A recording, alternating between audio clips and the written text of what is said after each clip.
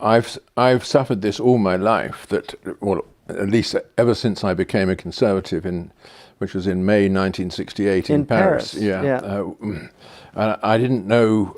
I hadn't a very clear idea of how to articulate it. All I knew was that when I looked down the street and saw all these rowdy students throwing stones at policemen, I just said to myself, whatever they believe, I believe the opposite. Right. And then I didn't know what it was. And then it was a sort of lifetime's work to find out what the opposite is.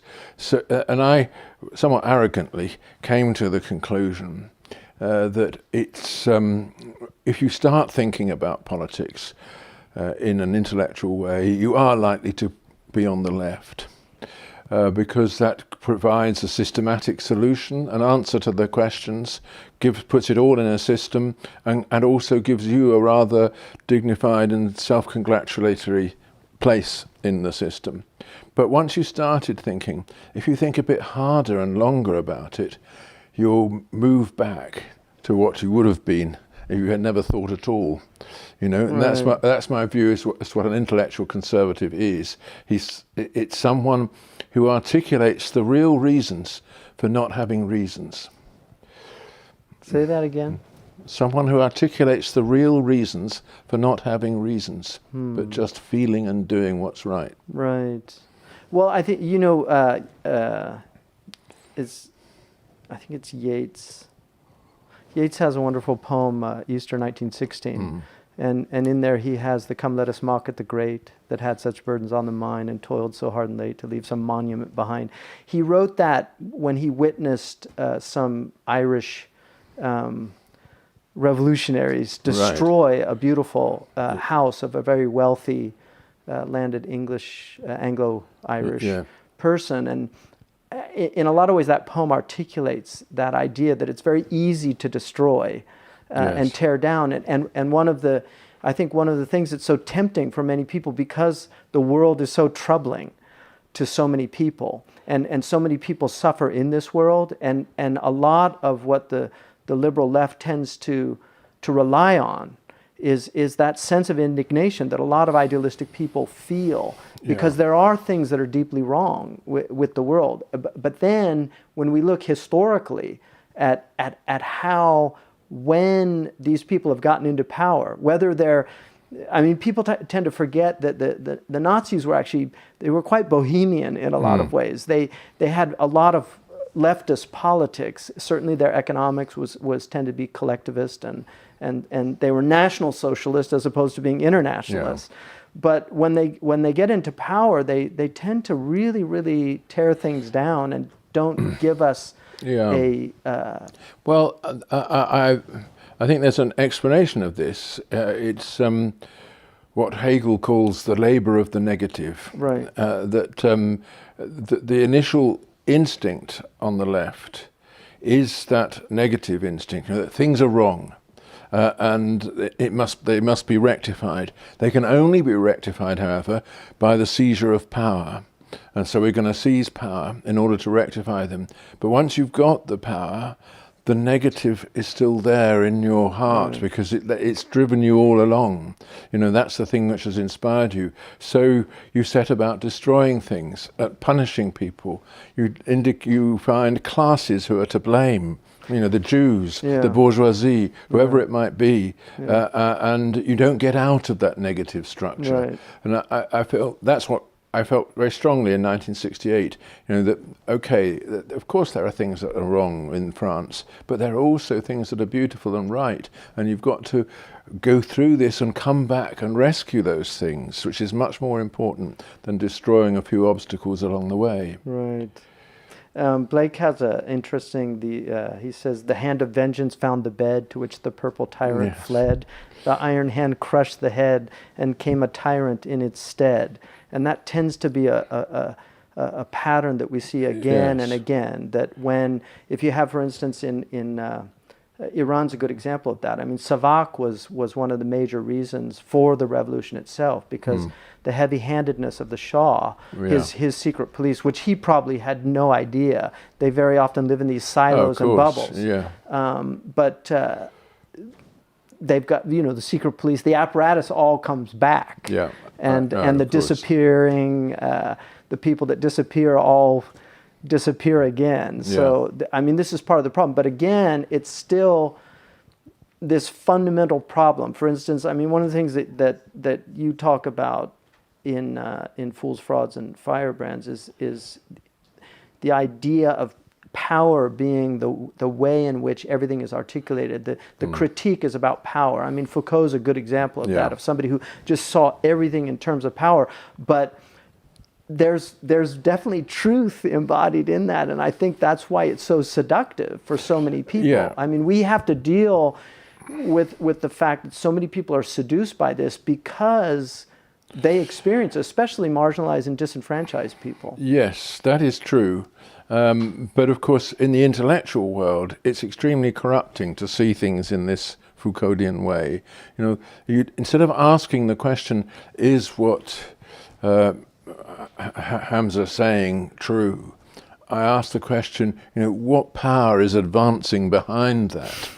You then disappear from the picture, right. and also what you've said disappears from right. the picture. Yeah. I'm no longer engaging with you, I to thou, at all, right. Because without the concept of truth, there is no real engagement between people. All I am seeing is the power that's speaking through you, and that, of course, you can look at the whole of culture in that way, which is essentially what the postmodern curriculum is, right. taking one writer, one philosopher, one musician after another, and just talking about, like Susan McClary on Beethoven. This is fantasies of rape speaking through right. this music. right.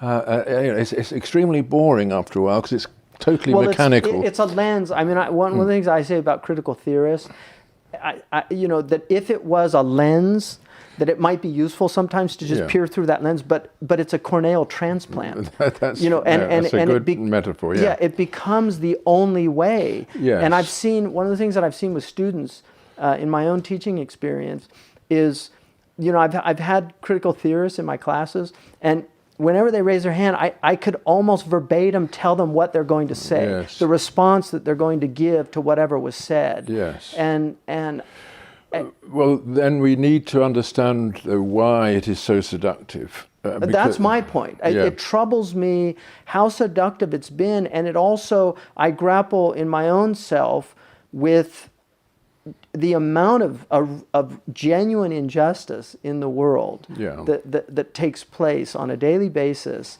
And I mean, for instance, their attacks on capitalism, to me, the corporate world today is so powerful, and to use a favorite term in that world is hegemonic. This idea where monoculture becomes so imperious, and we've seen so many. I mean, I'll give you an example. When I was young, one of the treats in my experience was to go to a bookstore. Bookstores have pretty much been wiped out in the United States because of these corporations. So small bookstores are not able to survive. So now you had Borders, but then Borders goes bankrupt, and then now we're left with Barnes and Noble, and so if you go in, who's picking those books? Who's actually choosing what books? Like if you go, for instance, to the teen section, it's almost all about vampires and really weird occultic stuff. It's not like, the Hardy Boys or Nancy Drew mysteries. It's very corrosive ideas. And we've slightly changed the topic now. We're not really talking about this postmodern obsession with power. Right. We're talking about change in the structure of life. Right.